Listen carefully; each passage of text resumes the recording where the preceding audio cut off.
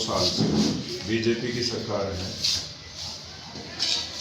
जब से बीजेपी की सरकार आई है, किसान, मजदूर, कर्मचारी, छात्र, महिला, आमजन प्रदेश सरकार से दुखी हो चुके हैं। इसलिए माननीय केजरीवाल जी ने एक फैसला लिया है कि हरियाणा के 90 राज्यों में एक बदलाव यात्रा निकाली जाएगी। एक यात्रा सिरसा से अशोक तंवर जी के नेतृत्व में चलेगी, एक कालका से निर्मल सिंह के नेतृत्व में चलेगी, फरीदाबाद से डॉक्टर सुशील गुप्ता के नेतृत्व में चलेगी और एक महेंद्रगढ़ से अनुराग ढांडा जी के नेतृत्व में चारों दिशाओं से ये यात्रा चलेगी। हरियाणा के लाल को एक मौका केजरीवाल, और इस यात्रा को पूरे प्रदेश भर में सभी हलकों से टच करके पूरे प्रदेश की जनता को जागरूक करने का काम किया जाएगा। और जिस प्रकार से आज जनहित के मुद्दों को लेके कहीं भी सरकार बीजेपी की गंभीर नहीं है, उनके बारे में बताया जाएगा। जिस प्रकार से शिक्षा, आज 1538 स्कूलों में बेटियों के लिए शौचालय नहीं है। सरकार ने नारा दे रखा है बेटी बचाओ बेटी पढ़ाओ, लेकिन ये नारा सिर्फ कागजों तक सीमित रह गया है। बच्चों के लिए शौचालय नहीं है। 131 स्कूलों में हमारे पास बच्चों को पीने का पानी नहीं है। 236 स्कूलों में बिजली के कनेक्शन नहीं है। 1585 जो स्कूलों में कमरे चाहिए बैठने के लिए वो नहीं है। इसी प्रकार से चिकित्सा का बुरा हाल है। आप देखोगे कि आज मैंने अखबार में पढ़ा था कि सरकार के मंत्री और मुख्यमंत्री के बीच में आज सलाह मशवरा हुआ है कि जो चिकित्सा का जितना बुरा हाल है कि वो कह रहे थे मैं विधानसभा में जवाब भी नहीं दे पाऊंगा। उन्हीं के एक स्वास्थ्य मंत्री कह रहे थे कि चिकित्सा जहां सरकारी हॉस्पिटलों में जो सुविधा होनी चाहिए वो सुविधा उपलब्ध नहीं है और डॉक्टर कल से हड़ताल के ऊपर जा रहे हैं। इसी प्रकार से किसान हड़ताल के ऊपर है, धरने के ऊपर है, कर्मचारी धरनों के ऊपर है। जो सफाई कर्मचारी है लंबे समय से एक ही मांग कर रहा है कि जो सफाई कर्मचारी है कि हमें 1 तारीख को वेतन भुगतान किया जाए, लेकिन आज तक किसी भी सरकार ने उनकी अभी तक नहीं सुनी है। और हर महीने वो अपने काम के बदले में जब वेतन लेने की बात करते हैं तो उनको हड़ताल पर जाना पड़ता है। और वो विपक्ष तो हमेशा हड़ताल पर रहा, लेकिन मुझे कल ना हैरानी इस बात की हुई, मैंने अखबार में पढ़ा कि एक मंत्री के नेतृत्व में हिसार में भी हड़ताल के ऊपर धरने के ऊपर एक मंत्री जी बैठे थे। वो किस बात को लेकर धरने पे बैठे थे कि भ्रष्टाचार में एक कांग्रेसी नेता पकड़ा गया। अरे आपकी सरकार है, राज्य में भी सेंटर में भी, यदि पकड़ा गया है तो उनके खिलाफ कार्रवाई करो, धरना देने की क्या जरूरत है। यानी इस सरकार ड्रामेबाजी करती है। जो मूलभूत सुविधाएं मिलनी चाहिए वो सुविधाएं नहीं दे रही। जो किसान को बिजली, पानी, बीज जो मिलना चाहिए वो समय पे नहीं मिलता, मुआवजा समय पे नहीं मिलता। जो एक आम जन जब भी कोई बीमार हो जाता है तो वो उसको दवाई नहीं मिलती।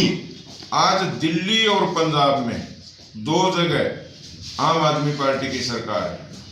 यदि थोड़े समय यदि पंजाब में आप देखोगे स्कूलों की हालात बेहतर है सबसे पूरे देश में, और माननीय केजरीवाल जी की जहां सरकार दिल्ली में है तो स्वास्थ्य और शिक्षा के ऊपर, बिजली के ऊपर, पानी के ऊपर जो मूलभूत सुविधाएं हैं उनके ऊपर सबसे बढ़िया काम आज हो रहा है। लेकिन यहाँ की जो बीजेपी की सरकार है मूलभूत सुविधाओं की तरफ ध्यान ना देके सिर्फ और सिर्फ जात पात और धर्म की राजनीति कर रही है। हम जनता से भी अपील करना चाहेंगे, यदि सही मायने में 75 साल में जितनी भी सरकारें आई, उन सरकारों ने वो काम नहीं कर पाई जिसकी जनता को हर वक्त जरूरत रहती है। ना शिक्षा पे काम कर पाई, ना स्वास्थ्य पे काम कर पाई, ना बिजली पानी पे कर पाई। आज माननीय केजरीवाल जी का नारा है कि 24 घंटे, जैसे ही हम शपथ लेंगे हरियाणा में 24 घंटे आपको बिजली मिलेगी, 24 घंटे के बाद ही ये घोषणा कर रखी है। इसके बाद कोई भी इलाज के बगैर नहीं रहेगा। हम स्वास्थ्य सेवाओं का इतना बढ़िया सुधार करेंगे कि जिस प्रकार से दिल्ली में हर मोहल्ला में क्लिनिक है, इसी प्रकार से हर गांव और मोहल्लों में क्लिनिक होंगे। इसी प्रकार से शिक्षा की बातें हैं, यानी शिक्षा, स्वास्थ्य भी जनता को दी जाएगी। तब हम धरातल के ऊपर जनता से जुड़े हुए हैं। हमारा एक एक कार्यकर्ता जनता के बीच में जा रहा है, तो जनता से पॉजिटिव रिपोर्ट आ रही है कि हमने कांग्रेस को भी देखा, बीजेपी को भी देखा, दूसरी सरकारों को भी देखा, लेकिन जिस प्रकार से दिल्ली और पंजाब में जो आम आदमी पार्टी की सरकार जो काम कर रही है जनहित के लिए, इससे अच्छा कहीं देश में भी नहीं हो रहा। इसलिए जनता का मन बन चुका है कि 2024 में माननीय केजरीवाल की यहाँ आम आदमी पार्टी की सरकार होगी और जनता को हर प्रकार की मूलभूत सुविधाएं उपलब्ध करवाई जाएगी। आज जिस प्रकार से जो भय और भ्रष्टाचार की राजनीति पूरे देश में चल रही है, यहाँ ईडी के छापे लगते हैं, भ्रष्टाचार में मंत्रियों को पकड़ा जाता है, अधिकारियों को पकड़ा जाता है, लेकिन जब मंत्रियों को पकड़ के न जेल की तरफ लेके जाते हैं तो वो कहते हैं कि हम बीजेपी में आने के लिए तैयार हैं और बीजेपी पार्टी ज्वाइन कर लेते हैं और उनका भ्रष्टाचार सारा साफ सुथरा हो जाता है। लेकिन आज एक उदाहरण है हमारे पास सबसे बड़ा, कुछ लोग, कुछ नेता, कुछ पार्टियां हमारे को बरगलाने का प्रयास कर रही है कि आपके जो माननीय केजरीवाल जी हैं वो जेल की तैयारी कर रहे हैं, 3-4 आपके पहले ही जेल में पड़े हैं। लेकिन हम ये बिल्कुल साफ तौर पर कहना चाहते हैं, भगत सिंह जेल में क्यों गए थे? भगत सिंह ने अंग्रेजों के साथ कोई किसी प्रकार का समझौता नहीं किया। वो देश की आज़ादी के लिए अपनी जान तक न्यौछावर करने के लिए तैयार थे, उन्होंने जान न्यौछावर की।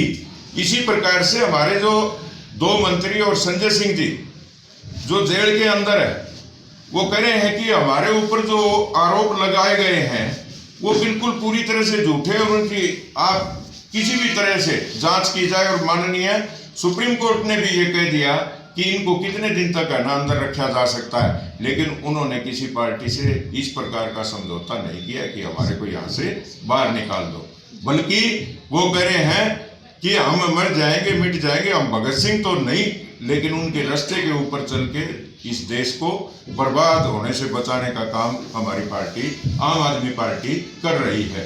तो इसलिए मैं इस जनता से भी अपील करना चाहूँगा, हरियाणा की जनता से, आपने लगातार 75 साल खूब कड़ी मेहनत करके इस प्रदेश को आगे बढ़ाने का प्रयास किया, लेकिन समय समय के ऊपर जो राजनीतिक लुटेरे जो भ्रष्टाचार के जरिए अपने घर और परिवार उन्होंने संपन्न बनाए, अपने रिश्तेदारों को संपन्न बनाया, हमारे प्रदेश की जनता को नशे में धकेल के और उन्होंने अपने घर बनाने का प्रयास किया।